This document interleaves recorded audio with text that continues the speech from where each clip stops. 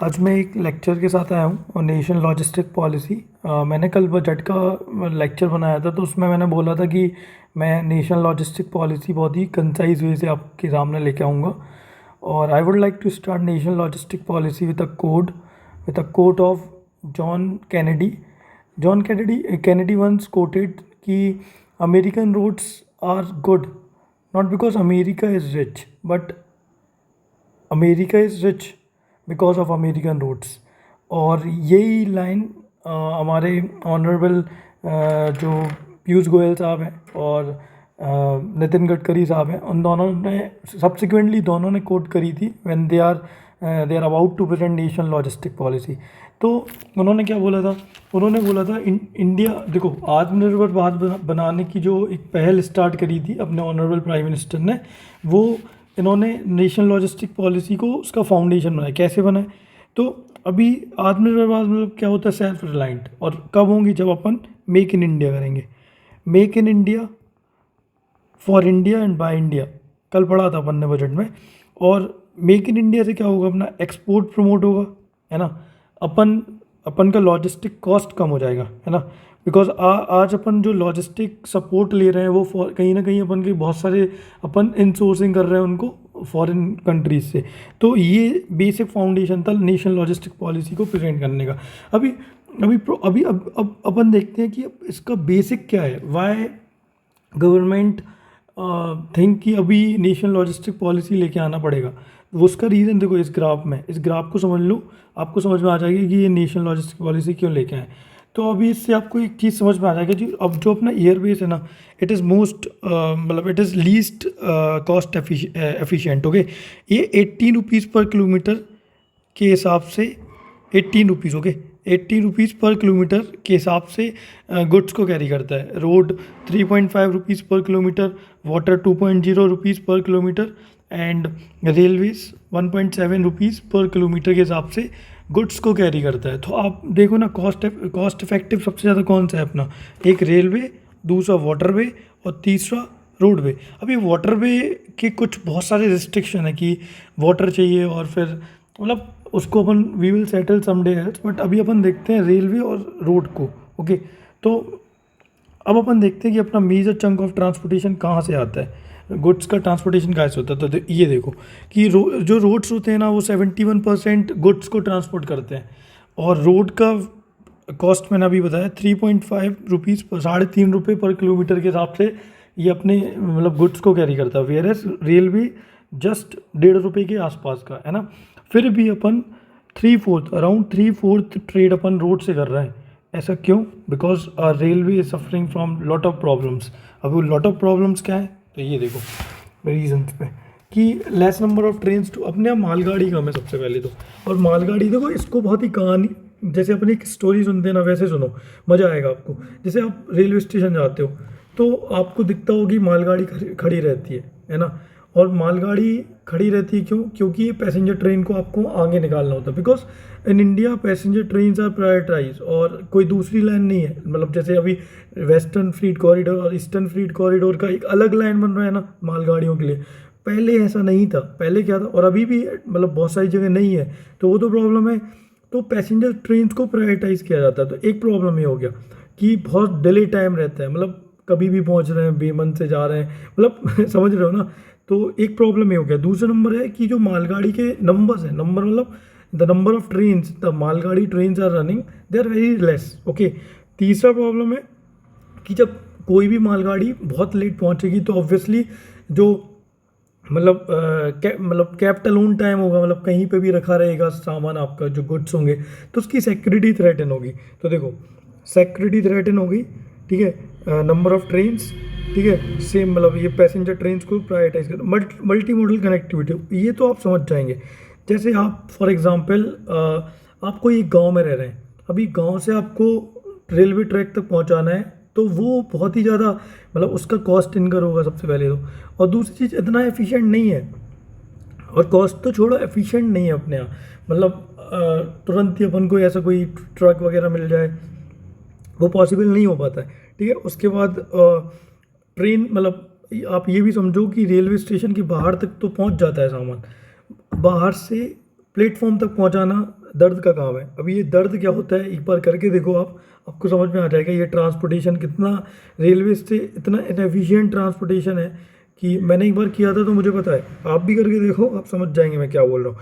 इसके बाद complex logistic governance system. अभी मैंने ये क्यों बोला, मतलब it is a fun fact कि अपने यहाँ 500 सर्टिफिकेशन है, 10,000 कंपनीज हैं, 20 से ज़्यादा एजेंसीज ये जो गवर्नेंस, जो अपना लॉजिस्टिक गवर्नेंस सिस्टम है उसमें पार्टिसिपेट करती है। We have 37 export promotion council. ये सारा सिस्टम आप समझ रहे हो ना, ये सब कोई इसमें मतलब रोल प्ले करता है to regulate, to govern logistic sector. Okay, so logistic sector, logistic governance is so complex. ये मैंने आपको एविडेंस दे दिया, ठीक है। 500 certification, 10,000 companies, 20+ agencies, 37 export promotion councils, ये सब कुछ। तो अब आप समझो ना, जब इतना सारा प्रॉब्लम्स होगा ना तो कोई भी इंसान कहाँ स्विच करेगा, उसका जो अल्टरनेटिव होगा, और इसका रेल का अल्टरनेटिव क्या है, रोड। तो स्विचिंग टुवर्ड्स रोड। अभी रोड में भी प्रॉब्लम्स हैं। रोड में क्या प्रॉब्लम है, improper logistic network, empty running of truck, large number of intermediaries. अब देखो ये जो है ना, इसको मैं मतलब बहुत ही ईजी करके बताऊंगा आपको, आप बस थोड़ा सा पेशेंस रखो। आप कहोगे कि हाँ, तो अभी ये प्रॉब्लम्स ना बस दिमाग में रख लो, इनको मैं समझाता हूँ। इनका सॉल्यूशन क्या है, ऑब्वियसली जो इधर लेके आए नेशनल लॉजिस्टिक पॉलिसी, तो ये उसका सॉल्यूशन हो गया। तो अभी नेशनल लॉजिस्टिक पॉलिसी क्या है, इसके पहले एक बात समझना पड़ेगा कि अपन कौन सा मॉडल ऑप्ट किए थे अभी रोड में। तो अपन का जो रोड का मॉडल है ना, अपन रोड्स में क्या ऑप्ट किए थे कि क्या होता था कि जैसे ये इधर पे क्या है, बेंगलोर है, ओके, ठीक है, ये क्या है, चेन्नई है, ठीक है, चेन्नई, ये क्या है, बेंगलोर, ये क्या है, मान लो इधर पे कुछ क्या है, इधर पे कोच्चि मान लो, ठीक है, इधर पे क्या है, हैदराबाद मान लो, ठीक है, और सॉरी इधर पे मान लो हैदराबाद है, और इधर पे क्या है, मुंबई, ओके। तो जैसे अभी क्या सिस्टम चलता है, पॉइंट टू पॉइंट ट्रैवल करते हैं ट्रक। जैसे मुंबई से किसी को चेन्नई पहुंचाना, तो एक ट्रक इधर से स्टार्ट होगा, बेंगलोर, देन चेन्नई, फिर वापस ये ट्रक पहले तो इधर वेट करेगा चेन्नई में कि अब रिटर्न ले जाना है तो कुछ तो सामान चाहिए, अदरवाइज वो ट्रक एम्प्टी जाता है वापस। अगर एम्प्टी जाता है तो कॉस्ट बढ़ जाती है, और मोस्टली क्या होता है कि ये 3-3, 4-4 दिन इधर पे वेट करते हैं कि इनको गुड्स मिल जाए, और मिल जाता है तो ऑब्वियसली वो बेनिफिशियल हो जाता है। और अगर जब जब नहीं मिलता है तो दे यूज टू रन एम्प्टी। और जब एम्प्टी कोई भी ट्रक्स एंड मतलब कोई भी ट्रांसपोर्टेशन एम्प्टी रन करेगा गुड्स बिना कैरी के, तो उसमें क्या होगा, कॉस्ट इनकर होगा, कॉस्ट हाई हो जाएगा, ठीक है। तो कॉस्ट हाई हो जाएगा, और सारा मतलब business is all about cost. आप कॉस्ट को कम कर दो, आपका प्रोडक्ट चलेगा, ओके। तो एक प्रॉब्लम ये हो गया। उसके बाद इसमें देखो एक और प्रॉब्लम ये हो गया, point to point model, okay. तो हमने आपको क्या बताया कि पहले लॉजिस्टिक कैसे होता था, पॉइंट टू पॉइंट ट्रैवलिंग होता था, ठीक है। और अभी क्या इन्होंने नेशनल लॉजिस्टिक पॉलिसी के थ्रू इन्होंने एक नया मॉडल लेके आए हैं, हब एंड स्पोक मॉडल। अभी ये बहुत सिंपल मॉडल है, और अभी जैसे अमेजन है, फ्लिपकार्ट है, ये सारे कोई इसी मैकेनिज्म पे वर्क कर रहे हैं। कौन सा मैकेनिज्म है, हब एंड स्पोक। अभी हब एंड स्पोक मॉडल क्या होता है ये देखते हैं, ठीक है। हब एंड स्पोक क्या होता है, जैसे इसी को ले लेते हैं, ये बीच में क्या है अपना, दिस इज कर्नाटका ने, ये अपना Bangalore, okay, this is Chennai, this is Kochi, this is Mumbai, and this is Hyderabad. अभी हब एंड स्पोक मॉडल में क्या होगा, Bangalore will be the hub, okay, hub होगा ये, है ना। और स्पोक्स क्या होंगे अभी बताते हैं। ये साइकिल होता है ना, साइकिल में स्पोक्स देगा ना, स्पोक्स का सबका ओरिजिन पॉइंट एक ही एक्सेल से होता है, ओके। ऐसे ही hub is a axle, okay, and this different 4 cities are the spokes, okay. अभी क्या होता है इसमें कि जैसे एक ट्रक है, जैसे फॉर एग्जांपल हैदराबाद से कुछ गुड्स जाना है चेन्नई, मुंबई से कुछ गुड्स जाना है चेन्नई, और कोलकाता, ये क्या था, कोच्चि से कुछ गुड्स जाना है, मान लो चेन्नई ही जाना है। तो क्या होगा कि ये तीनों जगह से एक एक ट्रक आएगा, और ये बेंगलोर में जाके जो बेंगलोर का वेयर हाउस होगा, इसमें ये अनलोडिंग होगा। और फिर बेंगलोर से एक बड़ा ट्रक, जिसका क्वांटिटी इन तीनों से ट्रक से कंबाइन होके भी ज़्यादा होगा, क्योंकि बेंगलोर से कुछ चेन्नई भी जाएगा, तो ये लोड करेगा इस ट्रक में, और एक सिंगल ट्रक पहुंचाएगा चेन्नई। तो इससे क्या हो जाएगा, कॉस्ट डाउन जाएगा। अभी पॉइंट टू पॉइंट में क्या हो रहा था, ये चेन्नई तक जा रहा था और इसमें गुड्स का इशू हो रहा था कि रिटर्निंग, जब वो रिटर्न हो रहा था तो उसमें गुड्स मिल रहे हैं कि नहीं मिल रहे हैं, एम्प्टी रनिंग ऑफ ट्रक्स। अभी ये इतना ज़्यादा ऑप्टिमाइज्ड सिस्टम होगा ना, ये जो हब एंड स्पोक है। अभी मैं इसको और बताता हूँ, इसमें डिफरेंट डिफरेंट फीचर ऐड हो जाएंगे नेशनल लॉजिस्टिक पॉलिसी से। तो अब न्यू मॉडल कौन सा अडॉप्ट कर रही है ministry of road and ministry of commerce combinedly, तो ये हब एंड स्पोक मॉडल, इसका नाम याद रखना। ये अकेली वर्ड लिख दोगे ना, मतलब ये मॉडल का नाम लिख दोगे ना पेपर में, तो भी मार्क्स मिल जाएंगे, है ना। अभी अपन आते हैं सॉल्यूशन पे। अब नेशनल लॉजिस्टिक पॉलिसी के की मतलब क्या फीचर्स क्या क्या है, तो इसमें सबसे पहले इन्होंने मैकेनिज्म चेंज कर दिया, पॉइंट टू पॉइंट से हब एंड स्पोक मॉडल की साइड इन्होंने मूव किया। ओके, देन टूल्स क्या हैं, तो टूल्स में इन्होंने टेक्निकल टूल्स का यूज़ किया है मेजरली। अब ये टेक्निकल टूल्स क्या हैं इसको अपन नीचे देखते हैं। और सपोर्ट मतलब वही कस्टमर केयर सपोर्ट रहेगा, रिपोर्ट एंड सपोर्ट सिस्टम बहुत ही ज़्यादा एफिशिएंट रहेगा और 24/7 अवेलेबल रहेगा। तो ये सारे, ये तीन देखो जो बता रहा हूँ ना, जैसे ये बताया मैंने ना, तो इसको इसकी एक इमेज बना लो कि नेशनल लॉजिस्टिक पॉलिसी के 3 टूल्स हैं। एक मैकेनिज्म, जिसमें मैकेनिज्म को उन्होंने पॉइंट टू पॉइंट से हब एंड स्पोक मॉडल में शिफ्ट कर दिया। दूसरा क्या है, टूल क्या है, टेक्निकल टूल है। अभी वो टेक्निकल टूल्स के अंदर डिफरेंट सब टूल्स हैं, वो अपन देखते हैं नीचे। और सपोर्ट है एक। तो 3 चीज़ याद रखना, mechanism, tool and support. These are the 3 pillars on which national logistic policy is based on. अभी बेनिफिट्स क्या हैं, तो obviously lesser number of trucks require, optimize system अभी बताया, कॉस्ट लो होगा। ऑब्वियसली जब कोई भी ट्रक एम्प्टी रन नहीं करेगा तो फ्यूल और डिफरेंट जो कॉस्ट, ड्राइवर कॉस्ट और मेंटेनेंस कॉस्ट, ये सब कम हो जाएगा, तो कॉस्ट विल रिड्यूस। और मैं फिर से कह रहा हूँ कि लॉजिस्टिक एफिशिएंट कब होगा, लॉजिस्टिक एफिशिएंसी किस चीज़ में मानी जाएगी, जब वो कॉस्ट रिड्यूस कर देगा।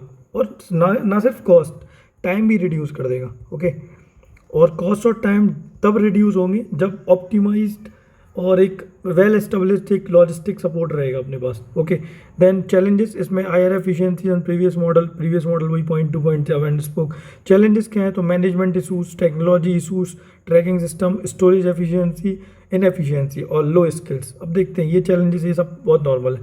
अब वे फॉरवर्ड क्या है, देखो कोई भी सिस्टम इनएफिशिएंट है, इसका मतलब है कि ऑप्टिमाइजेशन काम है, डिजिटलाइजेशन है भी तो डिजिटल लिटरेसी नहीं है ना। अब देखो जो ट्रक्स होते हैं ना, ट्रक्स के जो ड्राइवर्स होते हैं, दे आर मतलब around 70% drivers are from villages, from rural areas. और अब आप सिटीज़ में रहते हो तो आपको नहीं पता होगा, अगर आपने विलेजेस नहीं देखे, गाँव की हालत क्या है, लोगों को कितना आता है, ये मतलब ये छुपी बात नहीं है। धीरे धीरे मतलब they are getting aware about literacy, मतलब डिजिटल लिटरेसी उनको मिल रही है, but still they are lacking. Okay, they are lacking behind. अभी इसके लिए क्या, कोऑर्डिनेशन, ऑप्टिमाइजेशन और डिजिटलाइजेशन को प्रमोट करने के लिए क्या है, तो वो जो अभी ऊपर बने टूल्स पड़े थे, देखो ये टूल्स, अब ये टूल्स काम आएंगे इधर। इन टूल्स को अगर ये वेल इम्प्लीमेंटेड हो गए तो लॉजिस्टिक जो सेक्टर है अपना, that will convert from nightmare to sunshine sector यार।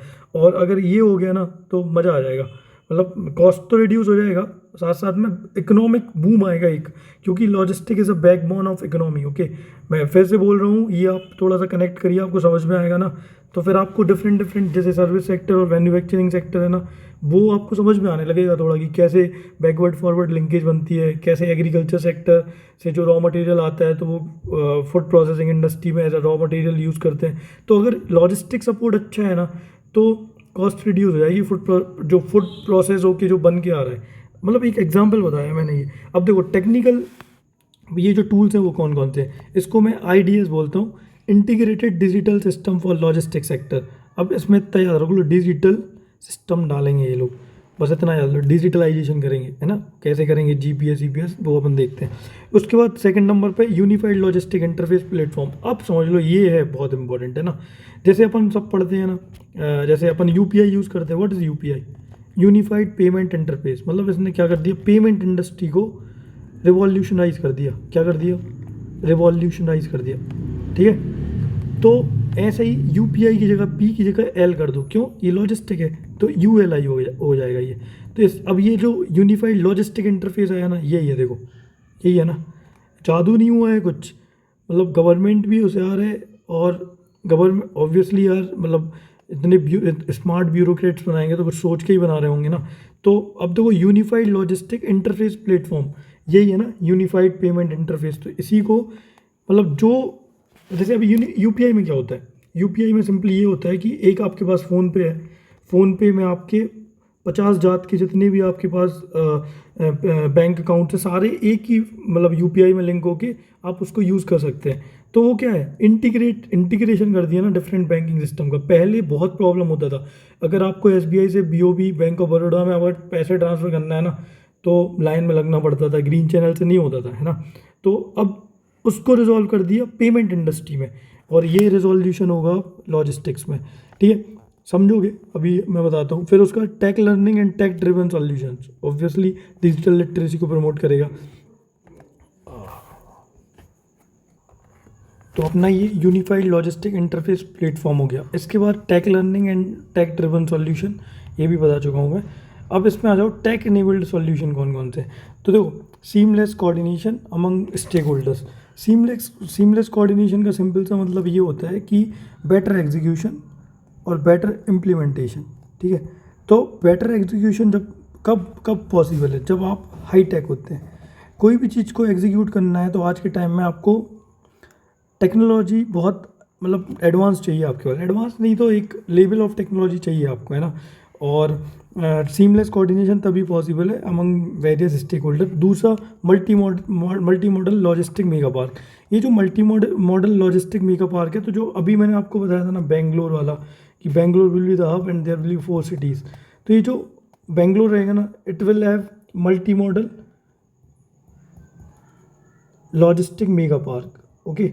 मतलब लॉजिस्टिक पार्क्स होंगे, वो logistic parks will act as an hub for different enrouted जो स्मॉल पार्क्स होंगे उनके लिए एक मेजर हब रहेगा ये, ठीक है। और फिर single window permission, obviously ease of doing बढ़ा देगा। और अब इसमें एक इम्पॉर्टेंट फैक्ट क्या है, इसमें एक इम्पॉर्टेंट फैक्ट ऐसा है कि जो ओला और जो मेक माई ट्रिप्स, जो ये सब ये किस बेसिस पे अपने फंक्शंस को रन करते हैं। तो ये क्या करते हैं, ये सब कुछ आपको रेडीमेड देते हैं। जैसे आपको अगर दिल्ली से मनाली जाना है, आपका रूट है ये, अब इस रूट पे जब आप जाओगे, आपको जाना है मनाली ट्रिप पे, तो ओला तो छोड़ो, मेक माई ट्रिप क्या करेगा, आपको दिल्ली से लेके मनाली तक का आने जाने का, रहने का, खाने का, घूमने का, they will provide a composite trip route for you. तो इससे क्या हो जाएगा, ये ईज़ हो जाएगा आपको, और ये आपको एफिशिएंट पड़ेगा, तो आप परेशान नहीं होंगे फिर, है ना। तो ये दिस इज़ द प्रिंसिपल, यही प्रिंसिपल था, इसी प्रिंसिपल पे अपना नेशनल लॉजिस्टिक पॉलिसी बेस्ड है, ओके। और इसमें ये आप उसको थोड़ा सा याद कर लेना, ये याद करने की चीज़ है। Integrated digital system IDS, ULIPS और यूएलआईपी और tech learning and tech driven solutions, तो सॉल्यूशंस होंगे, ये सारे सॉल्यूशंस हो जाएंगे। फिर इसके बाद इमरजेंसी सपोर्ट ये बता चुका हूँ ऊपर। इंटीग्रेटेड ये इंपॉर्टेंट है, इंटीग्रेशन ऑफ गति शक्ति प्लस यूएलआईपी बता चुका हूँ, यूनिफाइड लॉजिस्टिक इंटरफेस प्लेटफॉर्म। और गति शक्ति क्या है, तो गति शक्ति के ना 6 पिलर है, आप इसको सर्च करना, मैं बता देता हूँ, इधर पर भी बता देता हूँ। एक होता है प्रायोरिटाइजेशन, ओके, मतलब क्रॉस सेक्टर इंटरेक्शन बढ़ेगा, ठीक है। डायनामिक रूटिंग होगी, समझो इसको क्या होता है। और ऑप्टिमाइजेशन जो बता चुका हूँ। और कॉम्प्रिहेंसिव रहेगा, ये कॉम्प्रिहेंसिव मतलब एकदम डिटेल्ड प्लेटफॉर्म रहेगा गति शक्ति का। एनालिटिकल है, बिकॉज एनालिटिकल क्यों है, क्योंकि इसमें जीआईएस बेस्ड लिंकेज होंगे। तो अब सोचो, जो न्यू लॉजिस्टिक पॉलिसी है उसमें जो लॉजिस्टिक सपोर्ट रहेगा, logistic support will be supported by GIS, okay, GIS, MIS, ये सब, ओके। और एक और रहता है इसमें सिंक्रोनाइजेशन, आई थिंक सो, आप एक बार देख लेना। देयर आर 6 पिलर्स ऑफ गति शक्ति। अब वो जो 6 पिलर्स है ना, ये आपका काम है कि गति शक्ति के जो 6 पिलर हैं, ये इंपॉर्टेंट है बहुत, है ना।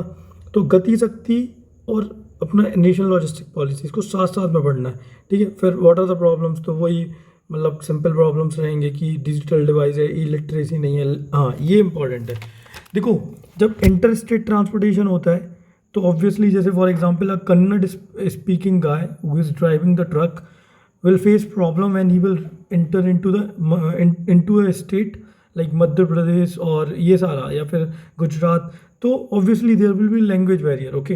तो लिंग्विस्टिक प्रॉब्लम्स और गवर्नमेंट ट्रस्ट, ऑब्वियसली गवर्नमेंट, जैसे एग्जाम्पल इसका IRCTC, कितना ट्रस्ट है IRCTC पर? बहुत कम। तो दैट इज़ व्हाट, तो गवर्नमेंट को अपना सिस्टम जो भी बना रहा है ना उसको कंसोलिडेट करना पड़ेगा। Service delays leads to catastrophe in whole system, बता चुका हूँ। Infrastructural bottleneck, interstate disputes or checking barriers. Okay, these are the problems which national logistic policy will face. Okay, तो इनको ओवरकम करने के लिए फिर से कुछ नए रिफॉर्म्स आएंगे। तो this is what national logistic policy is from my side. और मैंने 2-3 जगह से वीडियोस देखे हैं तो मेरे को समझ में नहीं आया what they are trying to explain. अब ये मैंने PIB से पढ़ा है पहले एक बार, और मैंने जो स्पीच थी अपने पीयूष गोयल साहब की वो भी पढ़ी है, मतलब वो भी सुनी है, और साथ में नितिन गडकरी साहब की भी सुनी है। तो what they are focusing is, they are focusing to cut the cost of logistics, बस। और लॉजिस्टिक का कॉस्ट कब कम हो जाएगा? जब टाइम कम होगा। लॉजिस्टिक डिलेज जब कम हो जाएंगे ना तो कॉस्ट अपने आप कम हो जाएगा, और थोड़ा सा ऑप्टिमाइजेशन और सिंक्रोनाइजेशन सिस्टम में आएगा। तो obviously this is what new national logistic policy is from my side. Hope keep it up, let's crack, bye bye.